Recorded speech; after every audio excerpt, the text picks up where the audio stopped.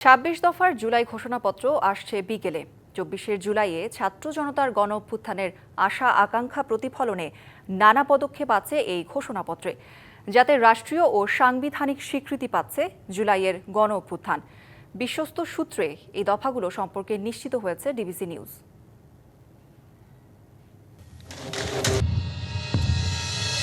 ২০২৪ সালের জুলাই আগস্টে ছাত্র জনতার গণ অভ্যুত্থানে শেখ হাসিনা সরকারের পতনের পর ১ বছর পার হচ্ছে। এর মধ্যে জুলাই ঘোষণাপত্র নিয়ে ছাত্র জনতা থেকে শুরু করে বিভিন্ন রাজনৈতিক দল দাবি জানিয়ে আসছে। ১ বছরের মাথায় মঙ্গলবার আসছে জুলাই ঘোষণাপত্র।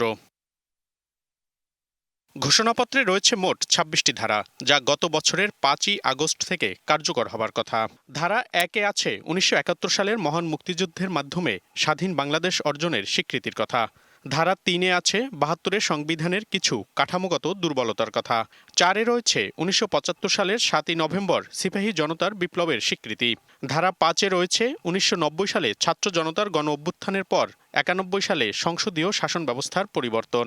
ধারা ৭-এ রয়েছে ১-১১-র মাধ্যমে ষড়যন্ত্রমূলক বন্দোবস্তের মাধ্যমে শেখ হাসিনার ফ্যাসিবাদের পথ সুগম করা। ধারা ১৪-তে রয়েছে ২০১৪, ২০১৮ ও ২০২৪ সালে জনগণের ভোটাধিকার বঞ্চিত করে ৩টি নির্বাচনের বিষয়। ধারা ১৮-তে রয়েছে ছাত্র জনতার অভ্যুত্থানের সময় ফ্যাসিবাদী বাহিনী নারী ও শিশুসহ ২,০০০ মানুষকে নির্বিচারে হত্যার বিষয়।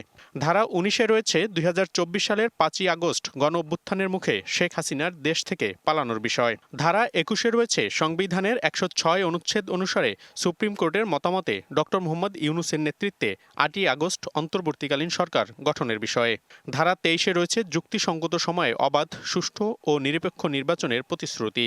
ধারা ২৫-এ রয়েছে সাংবিধানিক সংস্কারের মাধ্যমে দেশের মানুষের প্রত্যাশা ও তরুণ প্রজন্মের আকাঙ্ক্ষা পূরণের প্রতিশ্রুতি। ধারা ২৬-এ রয়েছে ছাত্র জনতার অভ্যুত্থান ২০২৪-এর উপযুক্ত রাষ্ট্রীয় সাংবিধানিক স্বীকৃতি দেওয়ার বিষয়।